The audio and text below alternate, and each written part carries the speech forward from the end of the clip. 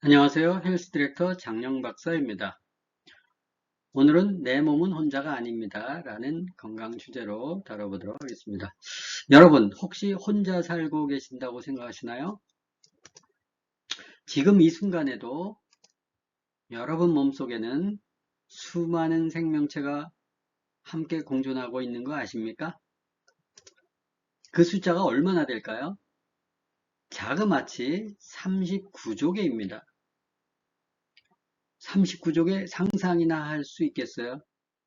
우리 몸은 하나의 거대한 도시에 비유할 수가 있어요. 그 도시에는 당연히 수많은 주민들이 살고 있겠죠. 그 주민들이 바로 장내 미생물입니다. 그 수가 얼마나 된다고요? 자그마치 39조 개.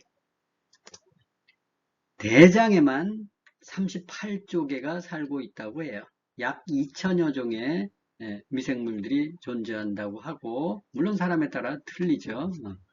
그리고 두 번째로 많은 것이 어딜까요? 대장 다음에. 대부분 소장이라고 생각하시죠? 천만의 말씀입니다. 바로 입입니다. 구강. 구강에 대장의 100분의 1이 구강에 있습니다. 세 번째는 어딜까요?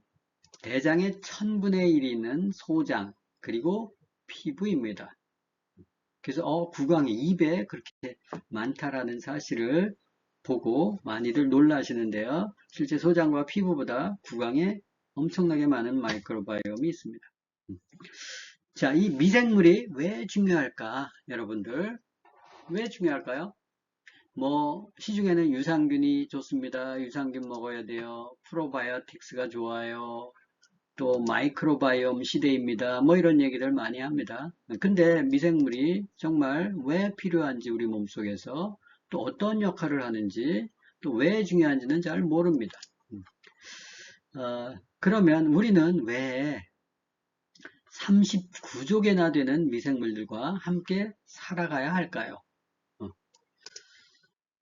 영상을 통해서 유산균, 프로바이오틱스, 마이크로바이옴에 대한 개념을 정리하고 넘어가도록 하겠습니다. 저는 HM파마 대표이사 지요셉이고요. 네. 미생물을 좋아하는 미생물학자입니다. 비렐름 홀자펩 교수님 어떤 분이신가요? 홀자펠 교수님 미생물학계에서는 식품미생물 연합의 동시회장으로 후던 기술이에요. 그러니까 저도 헷갈리지만 네. 다른 사람도 헷갈릴 거예요. 마이크로바이옴, 유산균, 예. 프로바이오틱스 포스트바이오틱스. 너무 헷갈려요. 그래서 일단 하나씩 어떻게 달라요? 유산균이라고 하는 거는 젖산을 만드는 미생물들을 이렇게 하나로 모아놓은 거예요. 그러니까 이게 김치, 피클 이런 발효식품, 그럼 프로바이오틱스는요? 그 유산균이라는 큰 범주 안에서 유익한 역할을 하는 미생물들을 골라놓은 것이 프로바이오틱스라고 할 수가 있어요. 네. 마이크로바이옴은 장 안에 있는 수십 조에 달하고 수백 개의 다른 종류의 미생물들이 모여서 사는 그 환경, 포스트바이오틱스. 예, 말 그대로 네. 그 이후라는 거죠. 얘들은 이 장 안에서만 있는데 사람이 먹은 음식이 소장에서 흡수되고 흡수되지 않은 물질들, 마이크로바이옴이 분해해서 간세지방산, 비타민이라든지 이렇게 만들어진 물질들이 물에 녹은 상태로 대장까지 쭉 가면은 쫙 흡수가 돼서 몸을 건강하게 하고 뇌 기능도 좋게 하고 면역 기능도 좋게 하고 실질적으로 일을 하는 핵심 원천은 포스트바이오틱스라고 할 수 있는 거죠. 마이크로바이옴이 하고 있는 일이 신경 기능, 면역 기능, 장 기능, 대사 기능. 이거보다 더 나갔어요. 예? 그리고 저희가 마이크로바이옴이 다 다르다라는 거를 보여주는 어떤 상징적인 그림인 것 같아요. 예. 진짜 다 다른 거예요. 연구를 보면은 제왕절개로 태어났나, 자연분만으로 태어났나, 분유를 먹었나, 모유를 먹었나, 이것들이 이제 자신 몸 안에 계속해서 정보가 축적되다 보니 그 같은 인생 사는 사람이 없듯이 그쵸. 같은 마이크로바이옴을 네. 가진 사람이 없는 거죠. 자, 잘 보셨죠? 그래서 이 미생물은 우리의 적이 아니라 동반자로 활동하고 있습니다. 우리가 보통 세균은 나쁜 거라고 생각하는데 꼭 그렇지 않습니다. 네, 우리 몸에는 나쁜 것도 있지만 좋은 것도 있거든요. 유익균, 유해균, 중간균, 상대적인 개념으로 하는데 이 유해균도 더 안 좋은 균들을 이렇게 막아내기 때문에 필요하다고 하죠. 그래서 곧 같이 공존하는 거다. 하나의 숲처럼 다양한 미생물이 함께해야 건강한 숲을 이룰 수 있다라는 거예요. 우리가 어떤 특정 나무만 있으면 그 숲이 건강한가요? 뭐 여러 가지 뭐 키 큰 나무도 있고 키 작은 나무도 있고 또 뭐 땅바닥에 이렇게 기는 것들도 있고 하면서 여러 어우러져야 건강한 숲인 것처럼 장내 미생물도 똑같다라는 거예요. 그래서 우리는 균을 없애는 게 아니고 균형을 유지하는 거예요. 안 좋은 균을 잡아 없애는 게 아니고 균형을 유지하는 게 좋다라는 거죠. 두 번째는 미생물은 음식을 함께 처리하는 공동작업자입니다. 우리 몸 안에 음식을 소화하기 위해서 소화액이 나오죠. 근데 그 소화액이 뭐 위에서 나오고 또 간에서도 간 담즙에서도 나오고 췌장에서도 나오는데 침에서도 나오고 이런 소화액은 음식물의 극히 일부만 소화시킬 뿐이에요. 나머지는 우리 소화액으로 소화 못 시키는 것들이 너무나 많습니다. 특히 식이섬유 등 다양한 음식물은 미생물의 도움을 받지 않으면 소화를 못 시켜요. 그래서 소화력이 좋다 나쁘다라는 것은 사실은 이 미생물의 상태가 좋다 안 좋다와 직결되는 말입니다. 그래서 같은 음식을 먹어도 어떤 사람은 소화를 잘 시켜요. 효과를 봐요. 또 어떤 사람은 같은 음식을 먹어도 별로 신통치 않아요. 뭐 이런 것들이 장내 미생물이 얼마나 잘 2차적으로 3차적으로 발효시켜서 분해시켜서 장내 흡수를 도와주는가에 따라서 달라진다라는 말이죠. 그래서 어떤 면에서는 무얼 먹느냐보다 물론 무얼 먹느냐도 중요하죠. 근데 더 중요한 것은 어떤 미생물이 내가 먹은 것을 처리하느냐가 더 중요한 시대가 됐다라는 거죠. 세 번째는 이 장내 미생물은 부분적으로 장에서만 작용하는 게 아니고 몸 전체에 영향을 줍니다. 아까 영상에서도 전체적으로 더 나갔다 라고 얘기할 정도로 연결이 안 된 곳이 없어요. 이 장내 미생물은 장 환경에 영향을 주는 건 물론이고 이 장 환경에 영향을 주면서 이제 그게 피로 유입이 되고 그게 소화, 대사, 면역, 순환, 신경 뭐 이런 것들 뭐 호르몬 이런 전체적인 거에 영향을 주죠.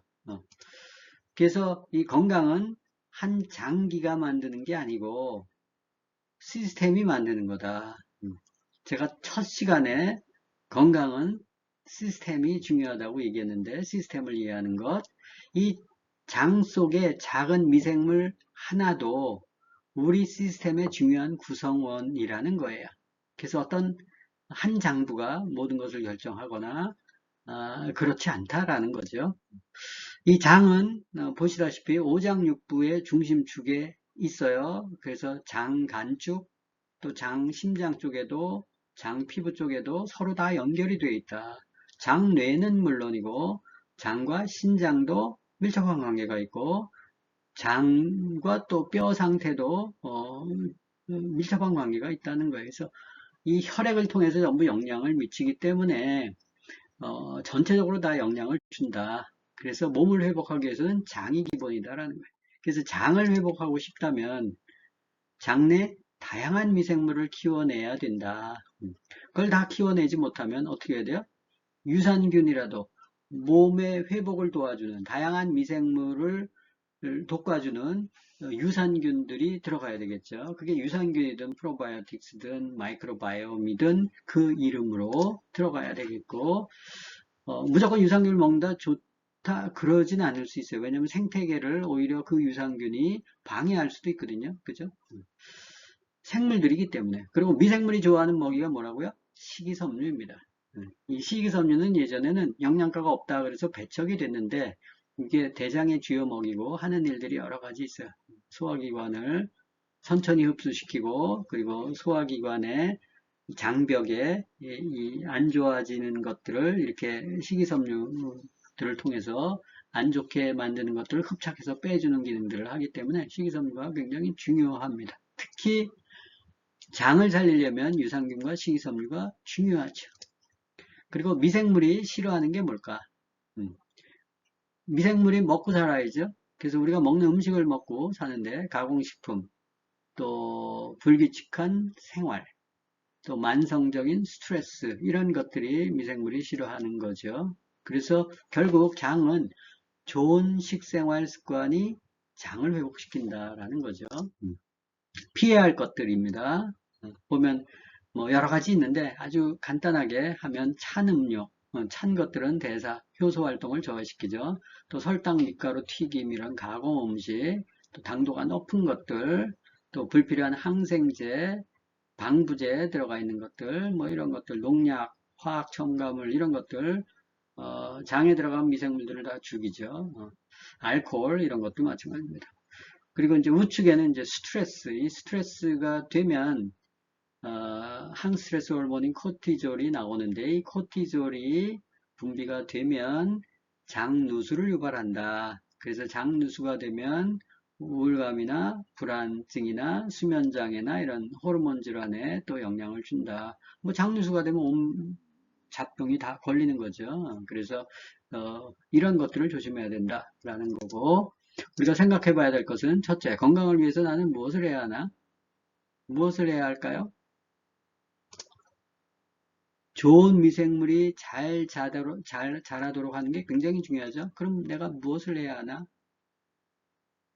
좋은 미생물이 좋아하는 음식을 먹어야 되겠죠. 그죠?